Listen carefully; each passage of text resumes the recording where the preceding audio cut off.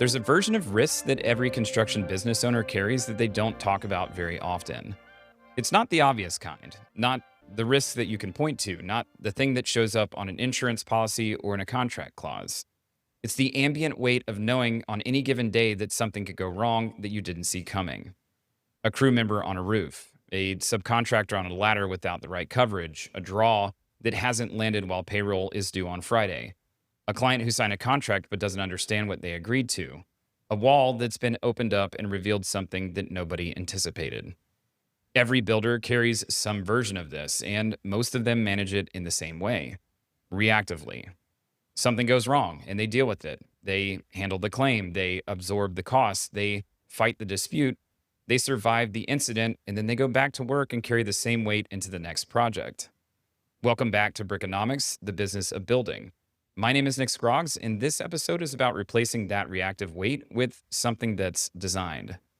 Over the last 3 episodes, we've covered the 3 major systems inside the Contracts and Risk series: how to structure contracts that create shared understanding, how to build payment systems that protect cash flow, and how to use change orders to protect your margin. Each of those systems addresses a specific category of risk. But what I've learned from running this business, and sometimes the hard way, is that no single system protects you. Insurance alone doesn't do it. Great people alone don't do it. Good contracts alone don't do it. Strong cash reserves alone don't do it. It's the blanket, all of them working together, that lets you sleep at night. That's what this episode is about. Not any one risk, but the whole picture.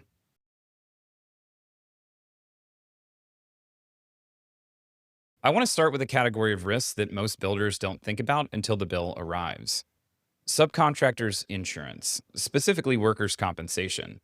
When you hire a subcontractor to work on your job site, they're supposed to carry their own workers' comp coverage. That's their obligation, their employees, their coverage, their premiums. But here's what actually happens. Subcontractors, especially smaller operations, sometimes let their workers' comp lapse. Not always intentionally. Sometimes it's a missed payment. Sometimes it's a renewal that slipped through the cracks. Sometimes they drop it deliberately because the premium is expensive and they're trying to cut costs. You don't find out about it while they're on your job site. You find out about it at the end of the year when your own workers' comp insurance gets audited. And here's the part that hits hard. The insurance company holds you, the general contractor, accountable for uninsured subcontractors who worked on your projects. If a sub's coverage lapsed while they were on your site, their exposure becomes your exposure. Their premiums become your premium. You get billed for it at the audit. We've been hit with year-end audit surprises of tens of thousands of dollars for coverage gaps that we didn't create. Tens of thousands of dollars you didn't budget for, didn't plan for, and couldn't have predicted because the risk was invisible until the auditor found it. The fix requires 2 things. First, we now verify workers' comp and general liability coverage for every subcontractor before they start work on any project.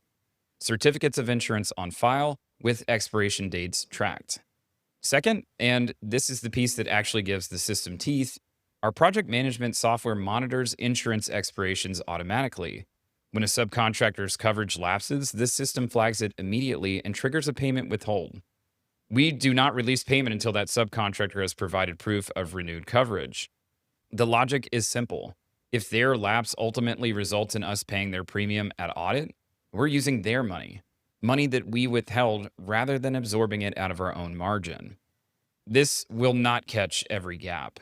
Some lapses happen between the time you verify and the time the work is done, but the difference between having the system and not having it is the difference between a predictable insurance cost and tens of thousands of dollars in surprises in December. The broader principle is one that applies to almost every category of risk in construction. The risk you don't know about is the most dangerous kind. It doesn't show up until the audit, the claim, or the invoice, and by then, the cost is already locked in.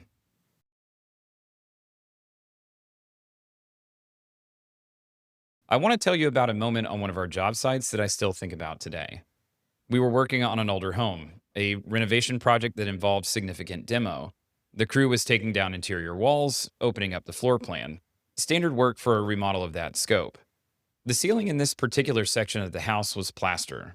Old plaster. Heavy, layered, attached to lath in a way that had held for decades, but was structurally dependent on the walls surrounding it in ways that weren't immediately obvious. One of my supervisors had been in the room inspecting the demo progress. He walked through, checked the work, made some notes, and walked out.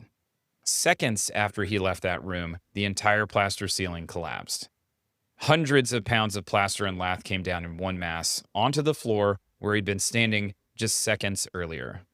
No one was hurt by the narrowest possible margin, but that moment changed how I think about safety on our job sites. Not because I read a manual, not because an inspector told us to do something different, but because I could physically picture what would have happened if my supervisor had stayed in that room for 10 seconds longer. Before that incident, safety was something that we took seriously in the general sense. We had protocols, we had conversations, we reminded people to be careful, but it was managed by instinct and culture rather than by a system. After that, we built an actual system. We partnered with our local builder's mutual representative, or our insurance provider in this area, and asked for help. They provided more resources than I expected: safety training videos, reference manuals, job site safety scoring cards, hazard identification materials. All of it became part of our initial training for our new employees and our ongoing development for existing team members. But the most significant change was creating a dedicated role: the safety and job site quality technician. This person's job is to walk every active job site once per week and produce a safety and quality score. They're looking at housekeeping, fall protection, PPE compliance, tool storage, material handling, site access, and a dozen other indicators that tell you whether the job site is being managed to the standards that you've set. Those scores then flow back to our director of construction. They become part of how we evaluate our project managers' and supervisors' performance. Safety isn't just a conversation anymore, it's a metric, and metrics get managed in a way that conversations don't. There's definitely a builder listening to this right now who thinks they're too small for a dedicated safety role, and they might be right. Not every company needs a full-time position for it, but every company needs someone whose job includes walking the sites, producing a score, and reporting what they find. Even if that person does three other things, even if the visit is only 30 minutes, the discipline of a structured observation is what separates a safety culture from a safety intention, because safety intentions don't stop plaster from falling on people's heads.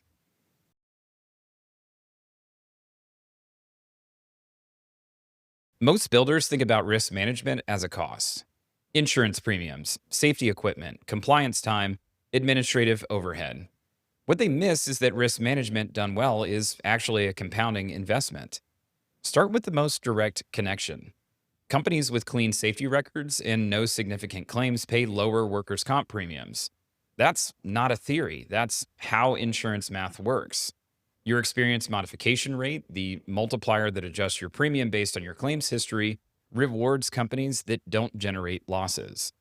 Over time, a clean record produces meaningfully lower premiums than a company the same size with a history of incidents. Lower premiums improve your financial model. Better financial health gives you capacity to invest in the systems that keep the record clean: the safety technician role, the training programs, the scoring system. The investment funds the outcome, and the outcome reduces the costs. It compounds. The same cycle operates with subcontractor management. When your insurance tracking system is working, certificates verified, lapses flagged, payments withheld, you stop absorbing surprise audit costs. That predictability in your insurance expense improves your overhead model, which improves your pricing accuracy, which improves your margins. Each piece feeds the next. There's also a human dimension that matters. When you build a genuine culture of safety, not a poster on the wall, but a scorecard, measured and managed by people, your people know that you care about them coming home in the same condition that they arrived. That changes how they show up. It changes how they feel about the company. And practically, it means fewer injuries, fewer missed days, fewer worker comp claims, and more consistent production. Healthy people on safe job sites are more productive, more reliable, and more loyal. And that's not a soft benefit, that's a direct financial outcome. Companies that don't worry about OSHA violations because they know their sites are being managed don't carry that ambient stress into their leadership decisions. That matters more than most people realize. When you're not constantly looking over your shoulder, wondering whether today is the day that something goes wrong, you make better decisions about everything else. The honest admission underneath all of this: no system catches everything. People are going to have bad days. Subcontractors are going to cut corners. Unexpected conditions are going to appear. The goal isn't perfection. The goal is being covered enough that when one thing slips through, it doesn't take your business down.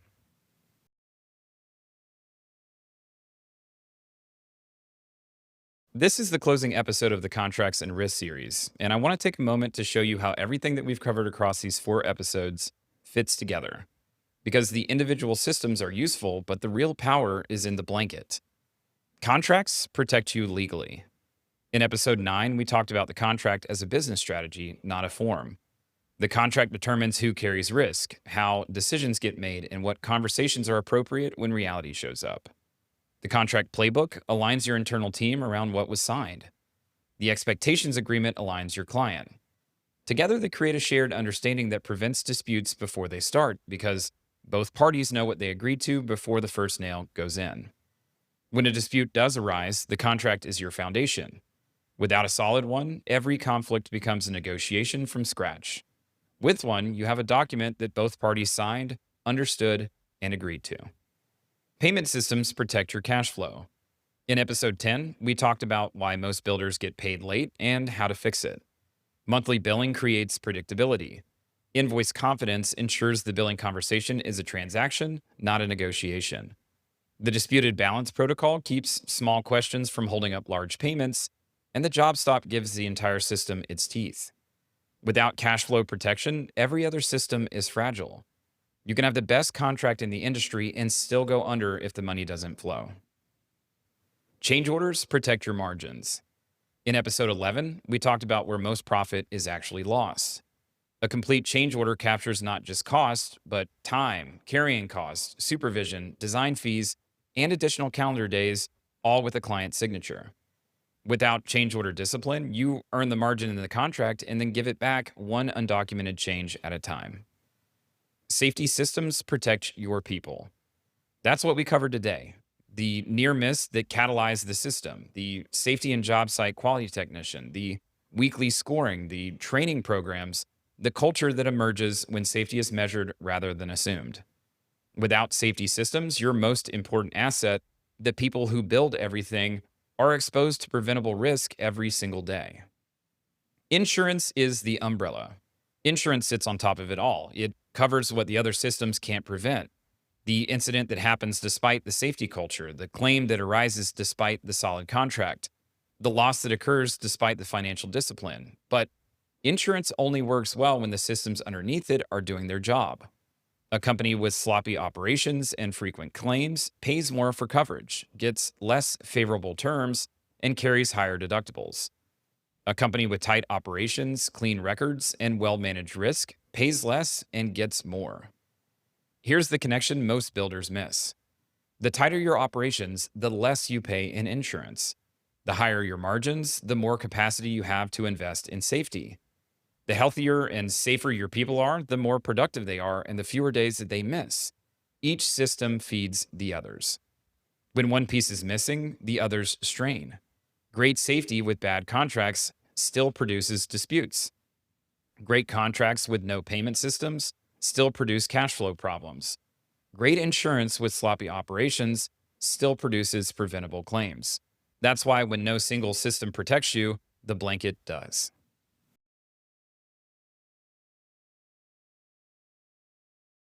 In late 2024, Hurricane Helene hit our area. Our building took roughly 3 feet of water. We lost equipment, we lost tools, we lost inventory. We lost the building itself temporarily, as it had to be gutted and restored before we could fully operate out of it again.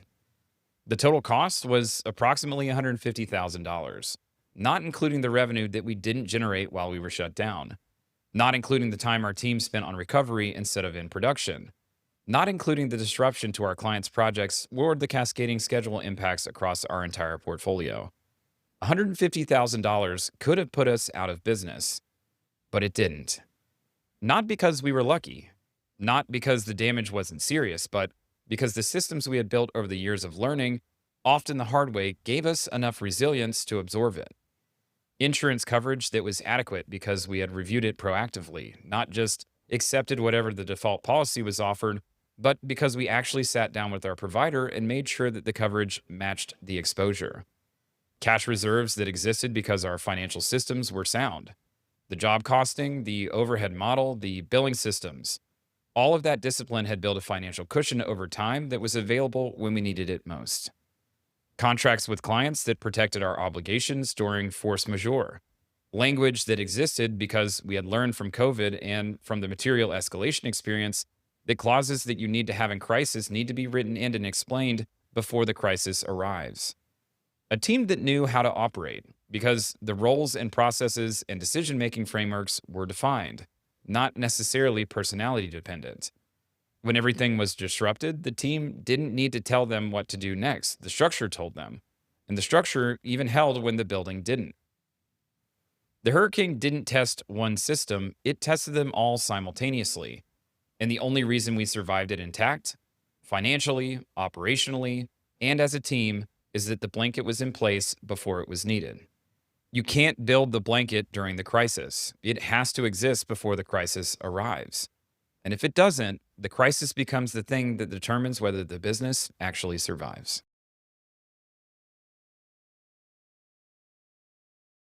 Here's what I want you to take away from this series. Risk management is not a decision, it's a discipline. It's contracts that create shared understanding before disputes can form. It's payment systems that protect cash flow before it gets squeezed. It's change orders that protect margin before it gets given away. It's safety systems that protect people before somebody gets hurt. And it's insurance that covers what all of those other systems can't. None of them work together alone. All of them work together. The builders who sleep well at night are not the ones with the fewest problems. They're the ones who have built enough structure around their business that problems don't become existential threats. A bad month doesn't become a bad year. A claim doesn't become a crisis. A hurricane doesn't become the end of your story. You'll never eliminate risk in construction. The nature of our work won't allow it. You're building things that have never existed before, with teams of people in physical environments that change every day for clients who are navigating one of the most expensive and stressful decisions of their lives. Risk is built into our business. But you can design a company where risk is managed, measured, and survivable, where the systems are strong enough that when the one thing that you didn't see coming finally arrives, and it will arrive, the business absorbs it rather than breaks underneath it. That's the difference between a business that endures and one that's always one bad month away from collapse. In the next series, we're moving into operations and roles. How work actually moves through a construction company, how to build leadership layers, how to delegate without losing quality, and how to create a business that doesn't require the owner to be the answer to every question. We've built the financial foundation and the risk protection. The next question is how to build the organization that makes all of it sustainable. Thanks for listening to Brickonomics, and I'll see you in the next one.